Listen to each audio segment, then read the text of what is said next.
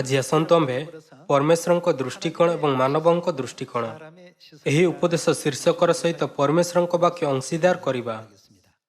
ଆପଣଙ୍କୁ କ'ଣ ଲାଗୁଛି ଯେ ଆମ୍ଭମାନଙ୍କ ବିଶ୍ୱାସର ଜୀବନରେ ସବୁଠାରୁ ଗୁରୁତ୍ୱପୂର୍ଣ୍ଣ ବିଷୟ କ'ଣ? ଆମ୍ଭେ ନିଜର କେଉଁ ଦୃଷ୍ଟିକୋଣକୁ ବିକାଶ କରିବା ଆବଶ୍ୟକ? ଆଜ୍ଞାକାରିତା ହେଉଛି ସେହି ଦୃଷ୍ଟିକୋଣଗୁଡ଼ିକ ମଧ୍ୟରୁ ଗୋଟିଏ ଯାହାକୁ ଆମ୍ଭେ ଅଧିକ ଧ୍ୟାନ ଦେବା ଆବଶ୍ୟକ। ଅନୁତାପ ମଧ୍ୟ ଆବଶ୍ୟକ। ଯେତେବେଳେ ଇସ୍ରାଏଲୀୟମାନେ ଦୁଗ୍ଧମଧୁ ପ୍ରବାହୀ କିଣାନ୍ ଦେଶରେ ପ୍ରବେଶ କଲେ, ତେବେ ସେମାନଙ୍କ ପାଇଁ ସବୁଠାରୁ ଆବଶ୍ୟକ କ'ଣ ଥିଲା? ଯେହେତୁ କିଣାନ୍ ପର୍ଯ୍ୟନ୍ତ ଯାତ୍ରା ଆତ୍ମିକ ଜଙ୍ଗଲର ପଥରେ ଆମ୍ଭମାନଙ୍କ ବିଶ୍ୱାସର ଜୀବନ ଏକ ଛାୟା ଭାବରେ କାର୍ଯ୍ୟ କରେ, ତେଣୁ ଆମ୍ଭମାନଙ୍କୁ ଇସ୍ରାଏଲୀୟମାନଙ୍କ ଇତିହାସକୁ ଧ୍ୟାନରେ ଦେଖିବା ଆବଶ୍ୟକ। ଏପରି କରିବା ଦ୍ୱାରା ଆମ୍ଭେ ଭାବିପାରିବା ଯେ ଆଜି ଆମ୍ଭମାନଙ୍କୁ ଆତ୍ମିକ କିଣାନ ସ୍ୱର୍ଗ ରାଜ୍ୟ ପାଇଁ କ'ଣ ପ୍ରସ୍ତୁତି କରିବା ଉଚିତ। ଯଦିଓ ସମସ୍ତ ଇସ୍ରାଏଲୀୟମାନେ ସମାନ ପରମେଶ୍ୱରଙ୍କଠାରେ ବିଶ୍ୱାସ କରିବାର ଦାବି କଲେ, ସେମାନେ ସ୍ପଷ୍ଟ ଭାବରେ ଦୁଇଟି ପୃଥକ ଦଳରେ ବିଭକ୍ତ ହୋଇଥିଲେ। ଗୋଟିଏ ଗୋଷ୍ଠୀର ଲୋକଙ୍କ ନିକଟରେ ଜିହୁସ ଏବଂ କାଲେବଙ୍କ ପରି ସମାନ ବିଶ୍ୱାସ ଥିଲା ଏବଂ ଅନ୍ୟ ଗୋଷ୍ଠୀରେ ଦୋଷ ଅନୁସନ୍ଧାନକାରୀ ଏବଂ ସେମାନଙ୍କ ଦ୍ୱାରା ପ୍ରଭାବିତ ଲୋକ ଥିଲେ, ଯେଉଁମାନେ ଏହା ଦାବି କରି ଅଭିଯୋଗ କଲେ ଯେ ପରିସ୍ଥିତିର ମୁକାବିଲା କରିବା ଅସମ୍ଭବ ଲାଗୁଛି। ସେହି ସମୟରେ ପରମେଶ୍ୱର ସେମାନଙ୍କୁ କହିଥିଲେ, ମୁଁ ତୁମ୍ଭମାନଙ୍କୁ ଅନେକ ଚିହ୍ନ ଏବଂ ଚମତ୍କାର ଦେଖାଇ ବାହାର କରି ଆଣିଛି। ଏପରି କାହିଁକି ଯେ ତୁମ୍ଭେ ବର୍ତ୍ତମାନ ମଧ୍ୟ ମୋ ଉପରେ ବିଶ୍ୱାସ କରିବା ପରିବର୍ତ୍ତେ ଯେତେବେଳେ ବି କୌଣସି ଅସୁବିଧାର ସମ୍ମୁଖୀନ ହେଉଅଛ, ତେବେ ମୋତେ ନିରନ୍ତର ପରୀକ୍ଷା କରୁଅଛ। ତେଣୁ ପରମେଶ୍ୱର ଘୋଷଣା କଲେ ଯେ ଜିହୁସ ଏବଂ କାଲେବଙ୍କ ବ୍ୟତୀତ କେହି କିଣାନ୍ ଦେଶରେ ପ୍ରବେଶ କରିପାରିବେ ନାହିଁ। ସେ ବିଶ୍ୱାସରେ ପ୍ରବେଶ କରିବାକୁ ଏକମାତ୍ର ଆବଶ୍ୟକତା କରିଦେଲେ। ପରମେଶ୍ୱର ସେହି ଲୋକଙ୍କ ମଧ୍ୟରେ ଏକ ସ୍ପଷ୍ଟ ପାର୍ଥକ୍ୟ କଲେ, ଯେଉଁମାନଙ୍କଠାରେ ପରମେଶ୍ୱରଙ୍କ ଉପରେ ବିଶ୍ୱାସ ଥିଲା ଏବଂ ଯେଉଁମାନଙ୍କଠାରେ ବିଶ୍ୱାସ ନଥିଲା। 6 ଲକ୍ଷ ଲୋକ ପରମେଶ୍ୱରଙ୍କ ଦ୍ୱାରା କିଣାନକୁ ପ୍ରବେଶ କରିବାକୁ ଅଯୋଗ୍ୟ ହୋଇଥିଲେ ଏବଂ 2 ଜଣ ପୁରୁଷ ଯୋଗ୍ୟ ହୋଇଥିଲେ ଏବଂ ସେମାନଙ୍କୁ ପ୍ରବେଶ କରିବାକୁ ଅନୁମତି ଦିଆଗଲା। ଉପରୋକ୍ତ ଇତିହାସକୁ ଧ୍ୟାନରେ ରଖି ଆମ୍ଭେ ବୁଝିପାରିବା ଯେ ଆମ୍ଭେ ବର୍ତ୍ତମାନ ସେହି ସମୟରେ ବାସ କରୁଅଛୁ ଯେତେବେଳେ ଆତ୍ମିକ କିଣାନ ସ୍ୱର୍ଗ ଆମ୍ଭମାନଙ୍କ ଆଖି ଆଗରେ ଅଛି। ଆମ୍ଭମାନଙ୍କ ଦୈନିକ ଜୀବନରେ ଅନେକ କାରଣ ଅଛି ଯାହା ଆମ୍ଭମାନଙ୍କ ଆତ୍ମାକୁ କ୍ଳାନ୍ତ କରେ ଏବଂ ବିଶ୍ୱାସକୁ ଦୁର୍ବଳ କରେ। ଅନେକ କାରଣରୁ ଆମ୍ଭମାନଙ୍କ ବିଶ୍ୱାସ ଫିକା ପଡ଼ିଯାଏ। ଏହା ସେତେବେଳେ ହୁଏ ଯେତେବେଳେ ଆମ୍ଭମାନଙ୍କ ଜୀବନର ଚିନ୍ତା, ଯାହା ଆମ୍ଭମାନଙ୍କୁ ପରମେଶ୍ୱରଙ୍କ ବାକ୍ୟ ପରିବର୍ତ୍ତେ ସାଂସାରିକ ବସ୍ତୁଗୁଡ଼ିକ ଉପରେ ନିର୍ଭରଶୀଳ ହେବାର ଆମ୍ଭମାନଙ୍କ ପ୍ରବୃତ୍ତି ସହିତ ସଂଯୋଗ ହୁଏ। କିଛି ଲୋକ ସେମାନଙ୍କ ଜୀବନର ମୂଳ ଉଦ୍ଦେଶ୍ୟକୁ ଭୁଲିଯିବା ଏବଂ ଏହା ମଧ୍ୟ କି ଆମ୍ଭେ କାହିଁକି ସ୍ୱର୍ଗ ଆମ୍ଭମାନଙ୍କ ଘରୁ ଏହି ପୃଥିବୀରେ ଫିଙ୍ଗି ଦିଆଗଲା। ଆତ୍ମିକ ଦୃଷ୍ଟିକୋଣରୁ ଆମ୍ଭେମାନେ ସ୍ୱର୍ଗରେ ପାପ କଲୁ। ପରମେଶ୍ୱର ଆମ୍ଭମାନଙ୍କ ଶରୀରର ତମ୍ବୁକୁ ଏହି ପୃଥିବୀରେ ଏକ ସୀମିତ ସମୟ ପାଇଁ ବାସ କରି ଅନୁତାପ କରିବାର ସୁଯୋଗ ଦେବା ପାଇଁ ସୃଷ୍ଟି କଲେ। ଆଜି ପରମେଶ୍ୱରଙ୍କ ଦୃଷ୍ଟିକୋଣ ଏବଂ ମାନବଙ୍କ ଦୃଷ୍ଟିକୋଣ ଶୀର୍ଷକ ଅନ୍ତର୍ଗତ ଆସନ୍ତୁ ଆମ୍ଭେ ଏବ୍ରୀ ଅଧ୍ୟାୟ 11 ପଦ 6କୁ ଯାଇ ଏହି ଘଟଣାର କାରଣକୁ ଖୋଜିବା। ଆଉ ବିଶ୍ୱାସୀ ବିନା ତାହାଙ୍କ ସନ୍ତୋଷ ପାତ୍ର ହେବା ଅସମ୍ଭବ, କାରଣ ଈଶ୍ୱର ଯେ ଅଛନ୍ତି ଆଉ ସେ ଯେ ତାହାଙ୍କ ଅନୁସରଣକାରୀମାନଙ୍କର ପୁରସ୍କାରଦାତା, ଏହା ତାହାଙ୍କ ଛାମୁକୁ ଆସିବା ଲୋକର ବିଶ୍ୱାସ କରିବା ଆବଶ୍ୟକ। ବିଶ୍ୱାସ ଦ୍ୱାରା ନୁହଁ, ସେ ସମୟ ପର୍ଯ୍ୟନ୍ତ ଅପ୍ରକାଶିତ ବିଷୟ ସମ୍ବନ୍ଧରେ ପ୍ରତ୍ୟାଦେଶ ପାଇ ଭକ୍ତି ସହକାରେ ଆପଣା ପରିବାରର ରକ୍ଷା ନିମନ୍ତେ ଗୋଟିଏ ଜାହାଜ ନିର୍ମାଣ କଲେ। ପୁଣି ସେହି ବିଶ୍ୱାସ ଦ୍ୱାରା ସେ ଜଗତକୁ ଦୋଷୀ କରି ବିଶ୍ୱାସ ଅନୁଯାୟୀ ଧାର୍ମିକତାର ଅଧିକାରୀ ହେଲେ। ଆସନ୍ତୁ ପଦ 35କୁ ଯିବା। ସ୍ତ୍ରୀ ଲୋକମାନେ ଆପଣା ଆପଣା ମୃତ୍ୟୁମାନଙ୍କ ପୁନରୁତ୍ଥାନ ଦ୍ୱାରା ପ୍ରାପ୍ତ ହେଲେ, ଅନ୍ୟମାନେ ଉତ୍କୃଷ୍ଟତର ପୁନରୁତ୍ଥାନ ପ୍ରାପ୍ତ ହେବା ନିମନ୍ତେ ଉଦ୍ଧାର ପାଇବାକୁ ଇଚ୍ଛା ନ କରି ମହାଯନ୍ତ୍ରଣା ଭୋଗ କଲେ। ଏହା ଦର୍ଶାଏ ଯେ ଆମ୍ଭମାନଙ୍କ ବିଶ୍ୱାସର ପୂର୍ବପୁରୁଷମାନେ ପରମେଶ୍ୱରଙ୍କ ଉପରେ ଏକ ବିଶେଷ ବିଶ୍ୱାସ ସହିତ ବିଶ୍ୱାସର ପଥରେ ଚାଲିଲେ। ଆସନ୍ତୁ ପଦ 36କୁ ଦେଖିବା। ଅନ୍ୟମାନେ ବିଦ୍ରୂପ, କୋରଡ଼ା ପ୍ରହାର ଓ ବନ୍ଧନ, କାରାବାସ ଦ୍ୱାରା ସୁଦ୍ଧା ପରୀକ୍ଷିତ ହେଲେ। କେହି ଅବା ପ୍ରସ୍ତାରଘାତରେ ହତ, କେହି ଅବା ନିର୍ଯାତିତ, କେହି କରତ ଦ୍ୱାରା ଦ୍ୱିଖଣ୍ଡିତ, ପୁଣି କେହି ଅବା ଖଡ଼ଗ ଦ୍ୱାରା ନିହତ ହେଲେ। କେହି କେହି ମେଷ ଓ ଛାଗଳର ଚର୍ମରେ ଆଚ୍ଛାଦିତ, ଅଭାବଗ୍ରସ୍ତ, କ୍ଳିଷ୍ଟ ଓ ନିଗ୍ରହ ପ୍ରାପ୍ତ ହୋଇ ପ୍ରାନ୍ତର, ପର୍ବତ, ଗୁହା ପୁଣି ପୃଥିବୀର ଗୃହର ଭ୍ରମଣ କଲେ।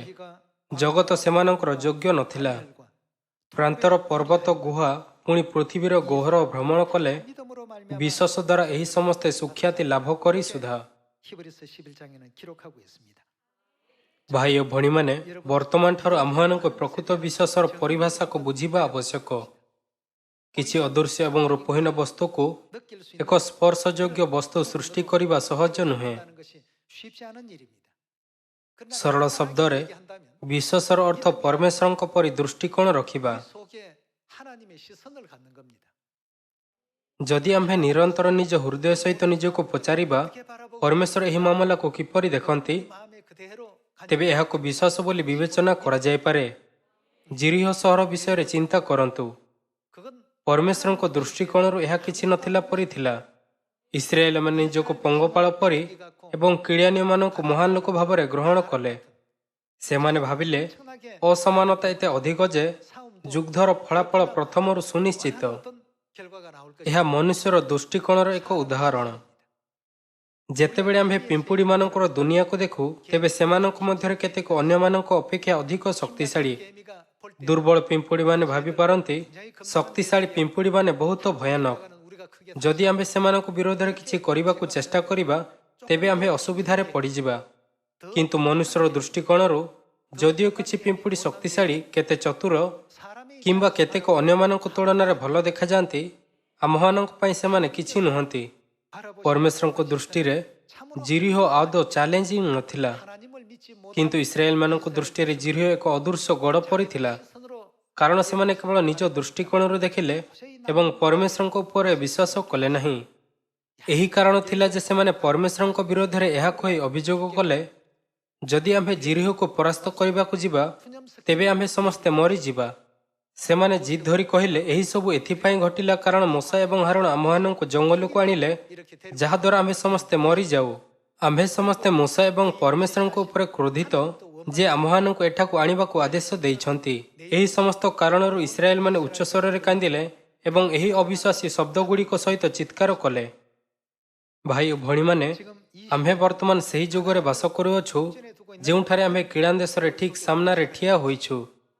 ପ୍ରଥମ ପିତର ଅଧ୍ୟାୟ 5ରେ ପରମେଶ୍ୱର ଆମ୍ଭମାନଙ୍କୁ ଜାଣିବାକୁ ଦେଲେ ଯେ ଶୈତାନକୁ କିପରି ପ୍ରତିରୋଧ କରିବାର ଅଛି।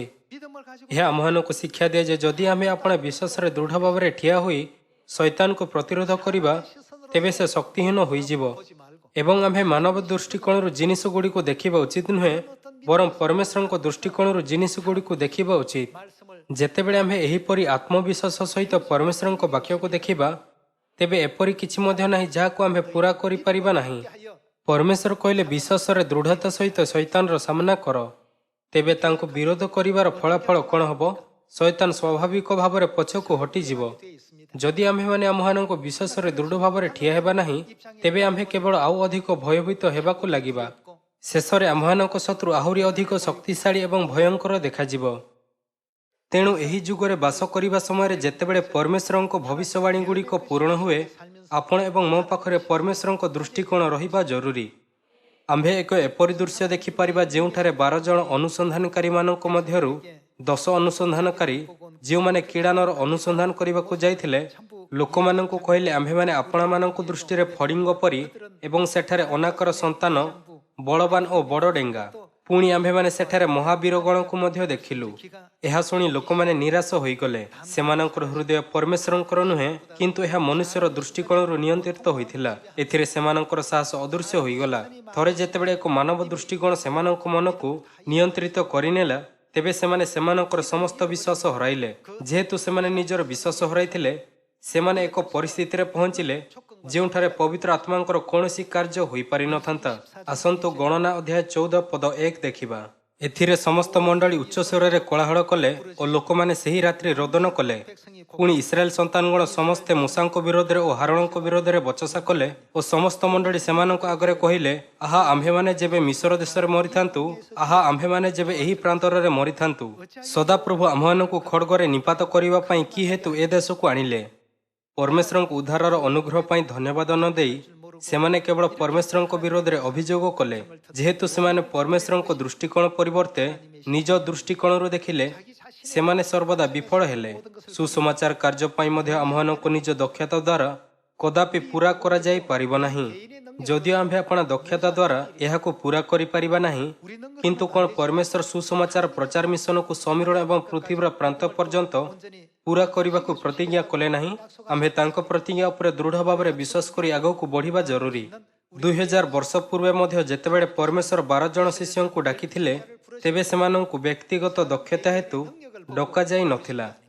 ଯଦି ପରମେଶ୍ୱର ସେମାନଙ୍କୁ ସେମାନଙ୍କର ଦକ୍ଷତା ହେତୁ ଡାକିଥାନ୍ତେ, ତେଣୁ ସେ ଫାରୁସୀ, ଧର୍ମଶାସ୍ତ୍ରୀ ଏବଂ ସାଧୁରୀମାନଙ୍କ ପରି ଲୋକମାନଙ୍କୁ ବାଛିଥାନ୍ତେ, ଯେଉଁମାନେ ବହୁତ ପ୍ରସିଦ୍ଧ, ଉଚ୍ଚଶିକ୍ଷିତ ଏବଂ ଲୋକମାନଙ୍କ ଦ୍ୱାରା ସମ୍ମାନିତ ଥିଲେ। 그러나 그런 사람들을 ଏହାର ଏକ କାରଣ ଅଛି ଯେ ପରମେଶ୍ୱର ଏପରି ଲୋକଙ୍କୁ କାହିଁକି ତାଙ୍କ ଶିଷ୍ୟ ଭାବରେ ମନୋନୀତ କଲେ ନାହିଁ। 일을 하시겠다는 ଏପରିକି 1% ମଧ୍ୟ ଏହା ପରମେଶ୍ୱରଙ୍କ ଇଚ୍ଛା ନଥିଲା 어부들을 택하시고 ଯେ ସେ ଆପଣା କାର୍ଯ୍ୟ ମନୁଷ୍ୟର ଦକ୍ଷତା ଅନୁଯାୟୀ ପୂରା କରିବେ। 뽑으시고 ଏହି କାରଣରୁ ସେ ମତ୍ସ୍ୟଜୀବୀ ଏବଂ କରଦାତାଙ୍କୁ ବାଛିଲେ, ଯେଉଁମାନେ ସେହି ସମୟରେ ସମାଜର 사람들을 택 ସର୍ବନିମ୍ନ ସ୍ତରରେ ଥିଲେ। 세상 또 아니면 ସେହି ନମ୍ର ଲୋକମାନଙ୍କ ମାଧ୍ୟମରେ ପରମେଶ୍ୱର ମହାଯାଜକ ଏବଂ ସାଧୁର୍କୀମାନଙ୍କୁ ଲଜ୍ଜା କରି ଏପରି ଅଦ୍ଭୁତ କାର୍ଯ୍ୟ ସମ୍ପନ୍ନ କଲେ। 하셨습니다. ଆସନ୍ତୁ ଗଣନା ଅଧ୍ୟାୟ 14 ପୁନର୍ବାର ଦେଖିବା। 보도록 하겠습니다. ପଦ 6, ତହୁଁ ଦେଶ ଅନୁସନ୍ଧାନକାରୀ ଲୋକମାନଙ୍କ ମଧ୍ୟରୁ 아들 여호수아 ନୁନର ପୁତ୍ର ଜିହୁସେ ଓ ଜିଫୁନର ପୁତ୍ର କାଲେବ ଆପଣା ଆପଣା ବସ୍ତ୍ର ଚିରିଲେ। ଆଉ ସେମାନେ ଇସ୍ରାଏଲ ସନ୍ତାନଙ୍କର ସମସ୍ତ ମଣ୍ଡଳୀକୁ କହିଲେ, ଆମ୍ଭେମାନେ ଯେଉଁ ଦେଶ ସନ୍ଧାନ କରିବାକୁ ଯାଇଥିଲୁ ତାହା ଅତ୍ୟନ୍ତ ଉତ୍ତମ ଦେଶ। 하시면 ଯେବେ ସଦାପ୍ରଭୁ ଆମ୍ଭମାନଙ୍କଠାରେ ସନ୍ତୁଷ୍ଟ ହୁଅନ୍ତି, ତେବେ ସେ ଆମ୍ଭମାନଙ୍କୁ ସେହି ଦେଶକୁ ଆଣିବେ ଓ ତାହା ଆମ୍ଭମାନଙ୍କୁ ଦେବେ। ସେହି ଦେଶ ଦୁଗ୍ଧମଧୁ ପ୍ରବାହୀ ଅଟେ। କେବଳ ତୁମ୍ଭେମାନେ ସଦାପ୍ରଭୁଙ୍କର ବିଦ୍ରୋହୀ ହୁଅ ନାହିଁ, କି ଅବା ସେହି ଦେଶର ଲୋକମାନଙ୍କୁ ଭୟ କର ନାହିଁ, କାରଣ ସେମାନେ ଆମ୍ଭମାନଙ୍କର ଭକ୍ଷ୍ୟ ସ୍ୱରୂପ। 이렇게 ଯେତେବେଳେ ଜିହୁସିୟ କହିଲେ ସେମାନେ ଆମ୍ଭମାନଙ୍କର ଭକ୍ଷ୍ୟ ସ୍ୱରୂପ, 힘을 바라보면서 ତେବେ ସେ ନିଜର ଦକ୍ଷତା ବିଷୟରେ ବିଚାର କଲେ ନାହିଁ। ଜିହୁସିୟ ଏହା କହିବାରେ ସକ୍ଷମ ହୋଇଥିଲେ କାରଣ ତାଙ୍କୁ ସେହି ପ୍ରତିଜ୍ଞା ଉପରେ ବିଶ୍ୱାସ ଥିଲା, 것이 되게 ଯାହା ପରମେଶ୍ୱର ତାଙ୍କୁ ଏପରି କରି କହିଥିଲେ କି ଯେ ଯେ ସ୍ଥାନରେ ତୁମ୍ଭମାନଙ୍କର ତଳିପ ପଡ଼ିବ, ସେସବୁ ସ୍ଥାନ ଆମ୍ଭେ ତୁମ୍ଭମାନଙ୍କୁ ଦେଲୁ। କାରଣ ସେମାନେ ଆମ୍ଭମାନଙ୍କର ଭକ୍ଷ୍ୟ ସ୍ୱରୂପ, ସେମାନଙ୍କର ଆଶ୍ରୟ ସେମାନଙ୍କ ଉପରୁ ଘୁଞ୍ଚିଗଲାଣି, ପୁଣି ସଦାପ୍ରଭୁ ଆମ୍ଭମାନଙ୍କ ସଙ୍ଗରେ ଅଛନ୍ତି, ସେମାନଙ୍କୁ ଭୟ କର ନାହିଁ। 계속 백성 ଏହିପରି ଭାବରେ ଜିହୁସିୟ ଲୋକମାନଙ୍କୁ ପରମେଶ୍ୱରଙ୍କ ସାହାଯ୍ୟ ପାଇଁ ଜାଗ୍ରତ କରିବାକୁ ଚେଷ୍ଟା କଲେ। 여러분 우리가 ଭାଇ ଓ ଭଉଣୀମାନେ, ଏହି ଯୁଗରେ ବାସ କରି ଆମ୍ଭମାନଙ୍କୁ ପ୍ରକୃତରେ ଯାହା ଦରକାର ତାହା ହେଉଛି ବିଶ୍ୱାସ। 열천의 10 କୁମାରୀଙ୍କ ଦୃଷ୍ଟାନ୍ତ କହେ, ସେମାନଙ୍କ ମଧ୍ୟରୁ 5 ଜଣ ମୂର୍ଖ ଏବଂ 5 ଜଣ ଜ୍ଞାନୀ ଥିଲେ। ଏହା କାହିଁକି କୁହେ ଯେ 5 ଜଣ ଜ୍ଞାନୀ ଥିଲେ? ସେମାନେ କ'ଣ ପ୍ରସ୍ତୁତ କରିଥିଲେ? 많이 준비 ସେମାନେ ପର୍ଯ୍ୟାପ୍ତ ବିଶ୍ୱାସର ତେଲ ପ୍ରସ୍ତୁତ କଲେ। 모든 사물을 볼 때 ଏହିପରି ଆମ୍ଭମାନଙ୍କ ନିକଟରେ ସେହି ବୁଦ୍ଧି ରହିବା ଆବଶ୍ୟକ ଯାହା ସବୁକିଛି ପରମେଶ୍ୱରଙ୍କ ଦୃଷ୍ଟିକୋଣରୁ ଦେଖିପାରେ। 사드락 କ'ଣ ହେବ ଯଦି ସଦରକ, ମହସକ ଓ ଅବେଦନଗୋ ରାଜାଙ୍କ ସାମ୍ନାରେ ସାହସ ହରାଇଥାନ୍ତେ ଏବଂ ଭାବିଥାନ୍ତେ, କାରଣ ସେ ଜଣେ ଶକ୍ତିଶାଳୀ ବ୍ୟକ୍ତି ଏବଂ ସେ ଆମ୍ଭମାନଙ୍କୁ ମୂର୍ତ୍ତି ସମ୍ମୁଖରେ ପ୍ରଣାମ କରିବାକୁ ଆଦେଶ ଦିଅନ୍ତି, ତେବେ କ'ଣ ଆମ୍ଭମାନଙ୍କୁ ତାଙ୍କ କଥା ଶୁଣିବା ଉଚିତ ନୁହେଁ? ତେବେ କ'ଣ ସେମାନଙ୍କୁ ନବୁଖୁଦ୍ନେଶ୍ଵରଙ୍କ ଆଗରେ ପରମେଶ୍ୱରଙ୍କ ଅଦ୍ଭୁତ ଏବଂ ଶକ୍ତିଶାଳୀ ସାମର୍ଥ୍ୟ ପ୍ରକାଶ କରିବାର ସୁଯୋଗ ମିଳନ୍ତା? ସେମାନେ ରାଜାଙ୍କ ଆଗରେ ପ୍ରଣାମ କଲେ ନାହିଁ। ଏହା ଏଥିପାଇଁ ହୋଇପାରିଲା କାରଣ ସେମାନେ ସର୍ବଶକ୍ତିମାନ ପରମେଶ୍ୱରଙ୍କ ଦୃଷ୍ଟିକୋଣରୁ ରାଜା ନବୁଖୁଦ୍ନେଶ୍ଵରଙ୍କୁ ଚାହିଁଲେ। 살이여 우리 ସେମାନେ ରାଜାଙ୍କୁ କହିଲେ, ଆମ୍ଭମାନଙ୍କର ସେହି ପରମେଶ୍ୱର ଆମ୍ଭମାନଙ୍କୁ ପ୍ରଜ୍ୱଳିତ ଅଗ୍ନିକୁଣ୍ଡରୁ ରକ୍ଷା କରିବାକୁ ସମର୍ଥ ଅଟନ୍ତି।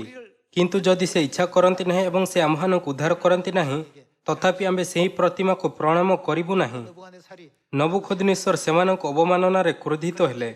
ସେହି ସମୟରେ ବାବିଲ ସାମ୍ରାଜ୍ୟ ଦୁନିଆର ସବୁଠାରୁ ବଡ଼ ଶକ୍ତି ଥିଲା। 너부갓네살 ରାଜା ନବୁଖୁଦ୍ନେଶ୍ଵରଙ୍କ ଆଗରେ ସମଗ୍ର ସଂସାର କମ୍ପିତ ହେଲା। 는 어떤 그런 ତଥାପି ଜିହୁଦାର ବନ୍ଦୀମାନଙ୍କ ମଧ୍ୟରୁ କେତେକ ନିଜକୁ ରାଜାଙ୍କ ନିକଟରେ 그런 ନିଜ ମୁଣ୍ଡ ଉଠାଇ ସାହସର ସହିତ କହିଲେ, 그런 어떤 ରାଜାଙ୍କୁ ତାଙ୍କର ସମ୍ମାନ ଫେରାଇବାର ଆବଶ୍ୟକତା ଥିଲା, ତେଣୁ ସେ ଅଗ୍ନିକୁଣ୍ଡକୁ ସାଧାରଣ ଅପେକ୍ଷା 7 ଗୁଣ ଅଧିକ ପ୍ରଜ୍ୱଳିତ କରିବାକୁ ଆଦେଶ ଦେଲେ।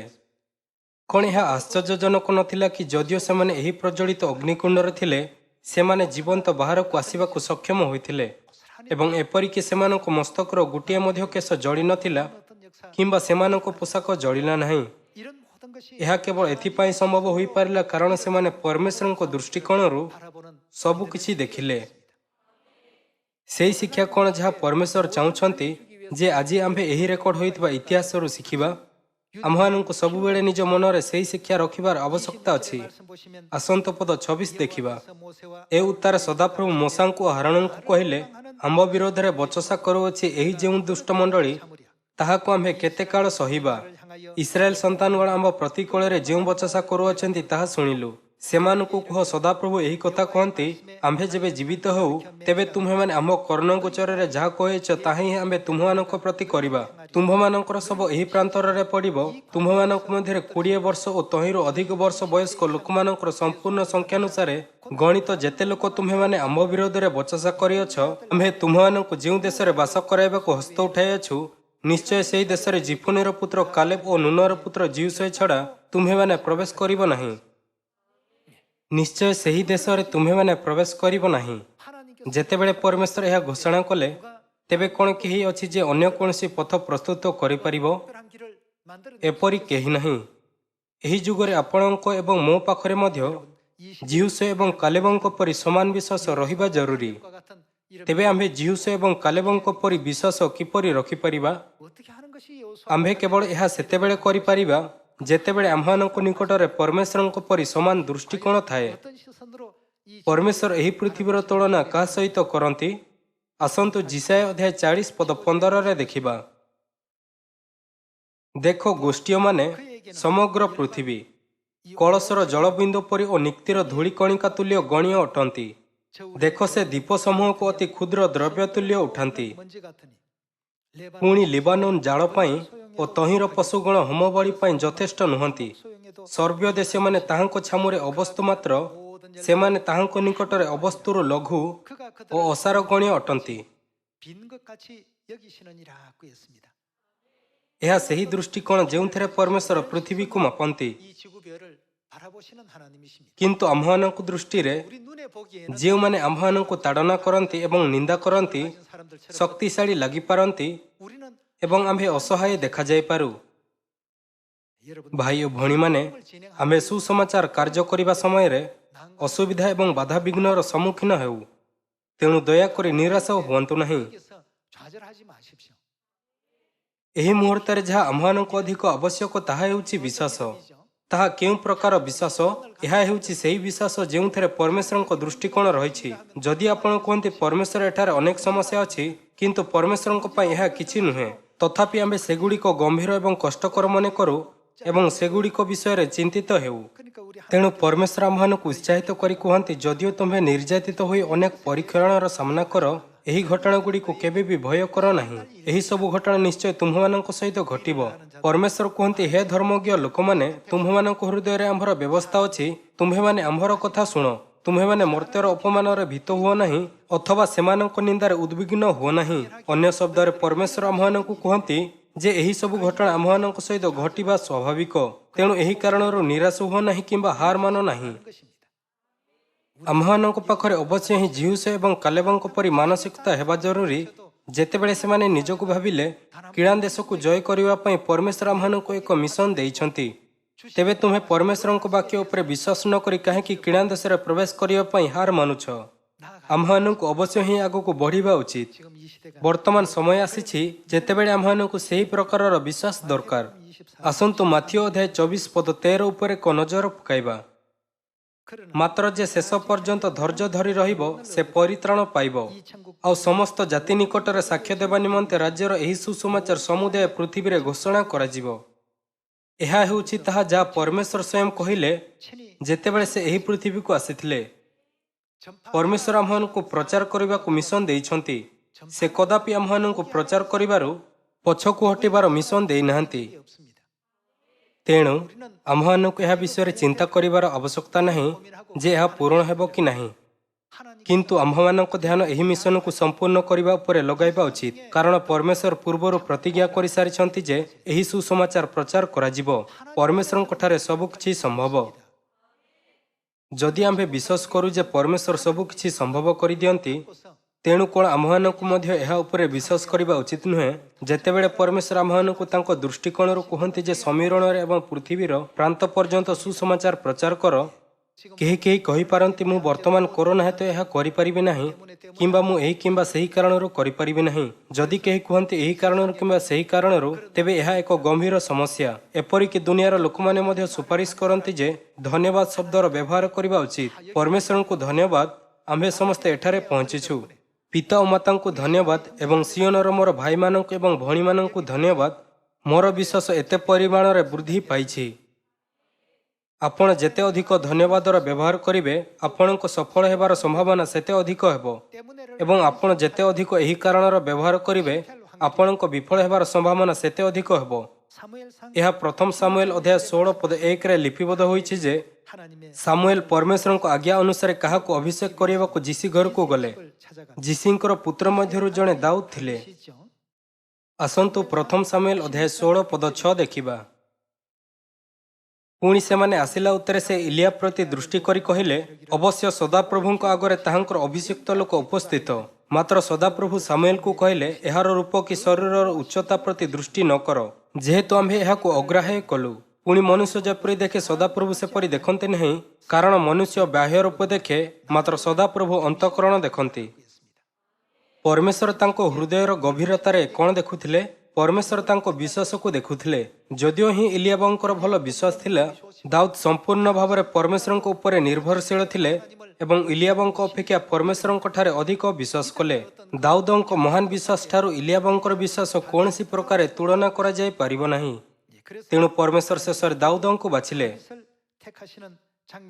ଆସନ୍ତୁ ଆମ୍ଭେ ଏହାକୁ ପଦ 11ରେ ଦେଖିବା। ଏ ଉତ୍ତାରେ ସାମୁଏଲ ଯିସିକି କହିଲେ, ତୁମ୍ଭର ସବୁ ସନ୍ତାନ କି ଏଠାରେ ଅଛନ୍ତି? ସେ କହିଲା, କେବଳ କନିଷ୍ଠଟି ବାକି ଅଛି, ଆଉ ଦେଖ ସେ ମେଷପଲ ଚରାଉଅଛି। ତହିଁରେ ସାମୁଏଲ ଯିସିକି କହିଲେ, ଲୋକ ପଠାଇ ତାକୁ ଅଣାଅ। ସେ ଏଠାକୁ ନ ଆସିବା ପର୍ଯ୍ୟନ୍ତ ଆମ୍ଭେମାନେ ଭୋଜନରେ ବସିବୁ ନାହିଁ। ତହିଁରେ ସେ ଲୋକ ପଠାଇ ତାହାକୁ ଅଣାଇଲା। ସେ ଈଷତ୍ ରକ୍ତବର୍ଣ୍ଣ ଓ ସୁନୟନ ଓ ଦେଖିବାକୁ ସୁନ୍ଦର। ସେତେବେଳେ ସଦାପ୍ରଭୁ କହିଲେ, ଉଠ ଏହାକୁ ଅଭିଷେକ କର, ଏ ସେହି ଲୋକ। ତହୁଁ ସାମୁଏଲ ତୈଳ ଶୃଙ୍ଗରେ ନେଇ ତାଙ୍କ ଭାତୃଗଣ ମଧ୍ୟରେ ତାଙ୍କୁ ଅଭିଷେକ କଲେ। ତହିଁରେ ସେହି ଦିନାବଧି ସଦାପ୍ରଭୁଙ୍କର ଆତ୍ମା ଦାଉଦଙ୍କୁ ଆକ୍ରାନ୍ତ କଲେ। ଏ ଉତ୍ତାରେ ସାମୁଏଲ ଉଠି ରାମାକୁ ଚାଲିଗଲେ, କାରଣ ଦାଉଦ ପରମେଶ୍ୱରଙ୍କ ଦ୍ୱାରା ଅଭିଷିକ୍ତ ହୋଇଥିଲେ। ସେ ସିଂହ କିମ୍ବା ଭାଲୁକୁ ଭୟ କରୁନଥିଲେ। ସେ ସେହି ବିଶ୍ୱାସ ସହିତ କାହାକୁ ପରାସ୍ତ କଲେ? ଆସନ୍ତୁ ପ୍ରଥମ ସାମୁଏଲ ଅଧ୍ୟାୟ 17 ପଦ 32 ଉପରେ ଏକ ନଜର ପକାଇବା। ଏଥିରେ ଦାଉଦ ସାଉଲଙ୍କୁ କହିଲେ, ତାହା ସକାଶୁ କାହାରି ହୃଦୟ ନିରାଶ ନ ହେଉ। ଆପଣଙ୍କ ଦାସ ଯାଇ ସେହି ପଲିଷ୍ଟିୟ ସଙ୍ଗେ ଯୁଦ୍ଧ କରିବ। ତହିଁରେ ସାଉଲ ଦାଉଦଙ୍କୁ କହିଲେ, ତୁମ୍ଭେ ସେହି ପଲିଷ୍ଟିୟ ବିରୋଧରେ ଯାଇ ତାହା ସଙ୍ଗେ ଯୁଦ୍ଧ କରିପାରିବ ନାହିଁ, କାରଣ ତୁମ୍ଭେ ତ ଯୁବା, ମାତ୍ର ସେ ଯୌବନାବଧି ଯୋଦ୍ଧା। ଦାଉଦ ମାତ୍ର ଜଣେ ବାଳକ ଥିଲେ ଏବଂ ଗଲିଆତ ପିଲାଦିନର ଜଣେ ପ୍ରସିଦ୍ଧ ଯୋଦ୍ଧା ଥିଲେ।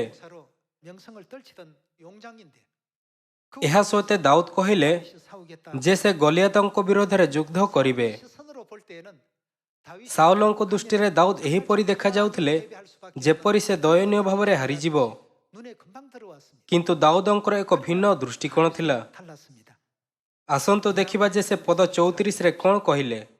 ତହୁଁ ଦାଉଦ ସାଉଲଙ୍କୁ କହିଲେ, ଆପଣଙ୍କ ଦାସ ଆପଣା ପିତାର ମେଷ ଚରାଉଥାଏ। ପୁଣି କୌଣସି ସମୟରେ ଗୋଟିଏ ସିଂହ କି ଭାଲୁ ଆସି ପଲ ମଧ୍ୟରୁ ଛୁଆ ଘେନିଗଲେ, ମୁଁ ତାହା ପଛେ ଗୋଡ଼ାଇ ତାକୁ ମାରି ତା ମୁଖରୁ ଛୁଆକୁ ରକ୍ଷା କରେ। ପୁଣି ସେ ମୋ ଉପରକୁ ଉଠିଲେ, ମୁଁ ତାହାର ଦାଢ଼ି ଧରି ତାହାକୁ ମାରି ବଧ କରେ।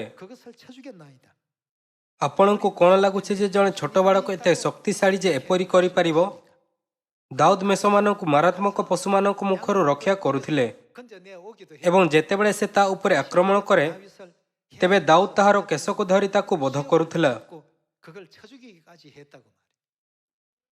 ପ୍ରଶ୍ନ ଏହା ଯେ ଦାଉଦ କିପରି ଏତେ ସାହସୀ ହୋଇପାରିଲା? ଏହା ଏଥିପାଇଁ କାରଣ ସେ ଏହି ତଥ୍ୟ ଉପରେ ବହୁତ ବିଶ୍ୱାସ କରୁଥିଲା ଯେ ସେ ପରମେଶ୍ୱରଙ୍କ ଦ୍ୱାରା ଅଭିଷିକ୍ତ ହୋଇଥିଲେ। ଆପଣଙ୍କ ଏବଂ ମୋ ବିଷୟରେ କ'ଣ? ଆମ୍ଭେମାନେ ବାପ୍ତିଜିତ ହୋଇଛୁ, ଯାହା ଏକ ଆତ୍ମିକ ଅଭିଷେକ। ଏବଂ କ'ଣ ଆମ୍ଭେ ସ୍ତ୍ରୀର ଅବଶିଷ୍ଟ ସନ୍ତାନ ନୁହଁ? ଯେପରି ପରମେଶ୍ୱର ବାଇବଲରେ ଲେଖିଛନ୍ତି, ଆମ୍ଭେ ନିଶ୍ଚିତ ଭାବରେ ଶେଷରେ ବିଜୟୀ ହେବା। ଆମ୍ଭମାନଙ୍କୁ କେବଳ ପରମେଶ୍ୱରଙ୍କ ପ୍ରତିଜ୍ଞା ଉପରେ ବିଶ୍ୱାସ କରିବାର ଆବଶ୍ୟକତା ଅଛି। ଇସ୍ରାଏଲମାନେ ଯେଉଁମାନେ ପରମେଶ୍ୱରଙ୍କ ବାକ୍ୟ ଉପରେ ବିଶ୍ୱାସ କଲେ ନାହିଁ, ସେମାନେ ନିଜର ପରିସ୍ଥିତି ବିଷୟରେ ଚିନ୍ତା କରି ପରମେଶ୍ୱର ଏବଂ ସେମାନଙ୍କ ନେତାଙ୍କ ବିରୋଧରେ ଅଭିଯୋଗ କଲେ। କାରଣ ସେମାନଙ୍କ ନିକଟରେ ଏହି ପ୍ରକାରର ଦୁର୍ବଳ ଏବଂ ନରମା ବିଶ୍ୱାସ ଥିଲା। ସେମାନେ ପରମେଶ୍ୱରଙ୍କୁ ସନ୍ତୁଷ୍ଟ କଲେ ନାହିଁ। ଦାଉଦ ଗଲିଆତଙ୍କୁ କିପରି ହରାଇ ପାରିଲେ, ଯେ ତାହାଠାରୁ ବହୁତ ବଡ଼ ଥିଲା? ଆସନ୍ତୁ ଦେଖିବା ଯେ ସେ କିପରି ବିଜୟୀ ହୋଇପାରିଲେ। ଆସନ୍ତୁ ପଦ 43 ଦେଖିବା। ପୁଣି ସେହି ପଲିଷ୍ଟିୟ ଦାଉଦଙ୍କୁ କହିଲା, ମୁଁ କି କୁକୁର ଯେ ତୁ ଯଷ୍ଟି ନେଇ ମୋ ପାଖକୁ ଆସିଛୁ? ତହିଁରେ ପଲିଷ୍ଟିୟ ଆପଣା ଦେବତାମାନଙ୍କ ନାମରେ ଦାଉଦଙ୍କୁ ଶାପ ଦେଲା। ଆଉ ସେହି ପଲିଷ୍ଟିୟ ଦାଉଦଙ୍କୁ କହିଲା, ମୋ କତିକି ଆ, ମୁଁ ତୋର ମାଂସ ଆକାଶ ପକ୍ଷୀ ଓ ବିଲ ପଶୁମାନଙ୍କୁ ଦେବି। ତେବେ ଦାଉଦ ପଲିଷ୍ଟିୟକୁ କହିଲେ, ତୁମେ ଖଡ଼ଗ ଘେନି ବର୍ଚ୍ଛା ଘେନି ଓ ଶଲ୍ୟ ଘେନି ମୋ କତିକି ଆସିଅଛ, ମାତ୍ର ତୁମେ ଯାହାକୁ ତୁଚ୍ଛ କରିଅଛ, ସେହି ଇସ୍ରାଏଲ ସୈନ୍ୟ ଶ୍ରେଣୀର ପରମେଶ୍ୱର ସୈନ୍ୟାଧିପତି ସଦାପ୍ରଭୁଙ୍କ ନାମରେ ତୁମ୍ଭ ନିକଟକୁ ମୁଁ ଆସୁଅଛି। ଦାଉଦଙ୍କ ପାଖରେ ଏହି ସ୍ତରର ଆତ୍ମବିଶ୍ୱାସ କେବଳ ଏହି ତଥ୍ୟର କାରଣ ଥିଲା ଯେ ସେ ପରମେଶ୍ୱରଙ୍କ ଦ୍ୱାରା ଅଭିଷିକ୍ତ ହୋଇଥିଲେ। ଆପଣଙ୍କ ଏବଂ ମୋ ପାଖରେ ମଧ୍ୟ ଏହି ତଥ୍ୟ ଉପରେ କି ଆମ୍ଭେ ସ୍ତ୍ରୀର ଅବଶିଷ୍ଟ ସନ୍ତାନ ଅଟୁ, ଏହିପରି ମହାନ ବିଶ୍ୱାସ ହେବା ଉଚିତ।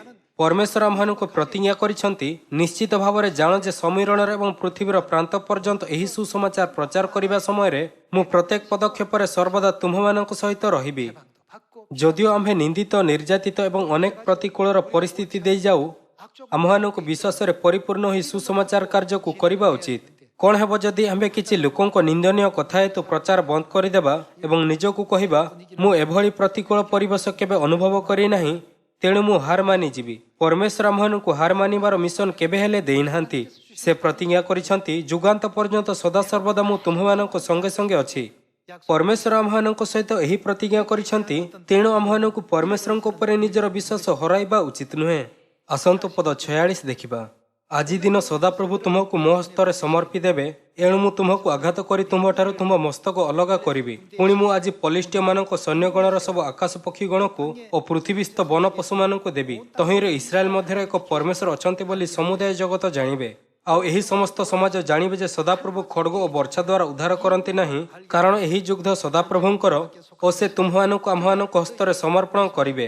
ଏ ଉତ୍ତାରେ ସେହି ପଲିଷ୍ଟିୟ ଉଠି ଦାଉଦଙ୍କ ସଙ୍ଗେ ଭେଟିବାକୁ ଆସି ନିକଟବର୍ତ୍ତୀ ହୁଅନ୍ତେ, ଦାଉଦ ଶୀଘ୍ର ସେହି ପଲିଷ୍ଟିୟ ସହିତ ଭେଟିବାକୁ ସୈନ୍ୟ ଶ୍ରେଣୀ ଆଡ଼େ ଦୌଡ଼ିଲେ। ପୁଣି ଦାଉଦ ଆପଣା ଝୁଲିରେ ହାତ ପୁରାଇ ତହିଁରୁ ଗୋଟିଏ ପଥର କାଢ଼ି ଛାଟିଣିରେ ମାରି ସେହି ପଲିଷ୍ଟିୟର କପାଳକୁ ଆଘାତ କଲେ। ତହିଁରେ ସେ ପଥର ତାହାର କପାଳରେ ପଶିଯାନ୍ତେ ସେ ମୁହଁ ମାଡ଼ି ଭୂମିରେ ପଡ଼ିଲା। ଏପରିକି ଗଲିଆତଙ୍କ କୌଶଳର 1% ମଧ୍ୟ ଯୁଦ୍ଧକୁ ପ୍ରଭାବିତ କରିପାରିଲା ନାହିଁ। ସେ ତା ଆଗରେ ବେକାର ଥିଲା, ଯିଏ ତାଙ୍କ ବିଶ୍ୱାସକୁ ପରମେଶ୍ୱରଙ୍କ ଉପରେ କେନ୍ଦ୍ରିତ କରିଥିଲେ। ଏହି କାରଣରୁ କିଛି ଫରକ ପଡ଼େ ନାହିଁ କି ଯଦିଓ ଯେତେ ବଡ଼ ଅସ୍ତ୍ର ହେଉନା କାହିଁକି, ସେ ଦାଉଦଙ୍କୁ କ୍ଷତି କରିପାରିଲା ନାହିଁ। ଆମ୍ଭମାନଙ୍କୁ ଏ କ୍ଷଣ ପାଇଁ ମଧ୍ୟ ଭୁଲିଯିବା ଉଚିତ ନୁହେଁ ଯେ ଯେଉଁମାନେ ପରମେଶ୍ୱରଙ୍କ ଉପରେ ବିଶ୍ୱାସ କରନ୍ତି, ସେମାନଙ୍କ ପାଇଁ ସମସ୍ତ ପରିସ୍ଥିତି ଏହିପରି ହୁଏ। ଆଜି ଏହି ଯୁଗରେ ଆମ୍ଭମାନଙ୍କୁ ଅଧିକ ବିଶ୍ୱାସର ଆବଶ୍ୟକ ଅଛି। କ'ଣ ପରମେଶ୍ୱର ଆମ୍ଭମାନଙ୍କୁ ଏହି ସତ୍ୟ ପ୍ରତି ଅବଗତ କରାଇ ନାହାନ୍ତି ଯେ ଆମ୍ଭମାନଙ୍କ ଶତ୍ରୁ ଶୈତାନକୁ ବିରୋଧ କରିବା ଉଚିତ? ଆସନ୍ତୁ ପ୍ରଥମ ପିତର ଅଧ୍ୟାୟ 5 ପଦ 7 ଦେଖିବା। ତୁମ୍ଭମାନଙ୍କ ସମସ୍ତ ଚିନ୍ତାର ଭାର ତାହାଙ୍କ ଉପରେ ପକାଅ, କାରଣ ସେ ତୁମ୍ଭମାନଙ୍କ ନିମନ୍ତେ ଚିନ୍ତା କରନ୍ତି। ସଚେତନ ହୋଇ ଜାଗ୍ରତ ରୁହ। ତୁମ୍ଭମାନଙ୍କ ବିପକ୍ଷ ଶୈତାନ ସିଂହ ପ୍ରାୟ ଗର୍ଜନ କରି କାହାକୁ ଗ୍ରାସିବ, ଏହା ଖୋଜି ବୁଲୁଅଛି। ତାହା କ'ଣ ଯାହା ଆମ୍ଭମାନଙ୍କୁ କରିବା ଉଚିତ? ଆମ୍ଭମାନଙ୍କୁ ଆବଶ୍ୟକ ଯେ ବିଶ୍ୱାସରେ ସ୍ଥିର ରହି ତାହାର ପ୍ରତିରୋଧ କର। ପୁଣି ଏହା ଜାଣ ଯେ ଜଗତରେ ଥିବା ତୁମ୍ଭମାନଙ୍କ ଭାଇମାନଙ୍କ ପ୍ରତି ଏହି ପ୍ରକାର ଦୁଃଖ ଭୋଗ ଘଟୁଅଛି। ସମସ୍ତ ଅନୁଗ୍ରହର ଆକର ଯେଉଁ ଈଶ୍ୱର ଆପଣ ଅନନ୍ତ ଗୌରବର ସହଭାଗୀ ହେବା ନିମନ୍ତେ ଖ୍ରୀଷ୍ଟ ଯୀଶୁଙ୍କ ଦ୍ୱାରା ତୁମ୍ଭମାନଙ୍କୁ ଆହ୍ୱାନ କରିଅଛନ୍ତି, ସେ ତୁମ୍ଭମାନଙ୍କ କ୍ଷଣିକ ଦୁଃଖ ଭୋଗ ଉତ୍ତାରେ ତୁମ୍ଭମାନଙ୍କୁ ସିଦ୍ଧ, ସୁସ୍ଥିର, ସବଳ ଓ ସଂସ୍ଥାପିତ କରିବେ। ପରମେଶ୍ୱର କହିଲେ, ଭୟ କର ନାହିଁ, ନିରାଶ ହୁଅ ନାହିଁ। ସେ ଆହୁରି ମଧ୍ୟ କହିଲେ, ଆମ୍ଭେ ତୁମର ସାହାଯ୍ୟ କରିବା। ଆମ୍ଭେ ପ୍ରାୟତଃ କହିଥାଉ ଯେ ଆମ୍ଭମାନଙ୍କୁ ଯଥେଷ୍ଟ ବିଶ୍ୱାସର ତେଲକୁ ପ୍ରସ୍ତୁତ କରିବାର ଆବଶ୍ୟକ। ତେବେ ଆମ୍ଭେ ବାସ୍ତବରେ କିପରି ତାହା ପ୍ରସ୍ତୁତ କରିପାରିବା? ଭାଇ ଓ ଭଉଣୀମାନେ, ଆମ୍ଭମାନଙ୍କୁ କେବଳ ପରମେଶ୍ୱରଙ୍କ ଦୃଷ୍ଟିକୋଣ ରଖିବା ଆବଶ୍ୟକ। ବିଚାରକର୍ତ୍ତାର ପୁସ୍ତକ ଅନୁଯାୟୀ ନିଜ ଯୋଦ୍ଧାମାନଙ୍କୁ ବାଛିବା ବେଳେ ପରମେଶ୍ୱର ସେମାନଙ୍କ ବିଷୟରେ କ'ଣ କହିଲେ? ଯେଉଁମାନେ ଭୟରେ କମ୍ପିତ ହେଉଥିଲେ, ସେ କହିଲେ ସେହି ସମସ୍ତଙ୍କୁ ଯିବାକୁ ଦିଅ, କାରଣ କି ସେମାନେ ଭୟଭୀତ ହେଲେ। ଏହା ଥିଲା ଯେ ସେମାନଙ୍କ ପାଖରେ ପରମେଶ୍ୱରଙ୍କ ଦୃଷ୍ଟିକୋଣ ନଥିଲା। ସେମାନେ କହିଲେ, ଆମ୍ଭମାନଙ୍କ ଶତ୍ରୁମାନେ ଶକ୍ତିଶାଳୀ ଦେଖାଯାନ୍ତି। ସେମାନଙ୍କ ନିକଟରେ ଅନେକ ଅସ୍ତ୍ରଶସ୍ତ୍ର, ଅନେକ ଘୋଡ଼ା, ଅନେକ ଓଟ ଏବଂ 1,35,000 ସୈନିକ ଅଛନ୍ତି, କିନ୍ତୁ ଆମ୍ଭମାନଙ୍କ ପାଖରେ କେବଳ 32,000 ପୁରୁଷ ଅଛନ୍ତି। ଆମ୍ଭେ ଅସହାୟ ଭାବରେ ମରିଯିବା। ଏହେତୁ ପରମେଶ୍ୱର ସେମାନଙ୍କୁ ଫେରିବାକୁ ଆଦେଶ ଦେଲେ।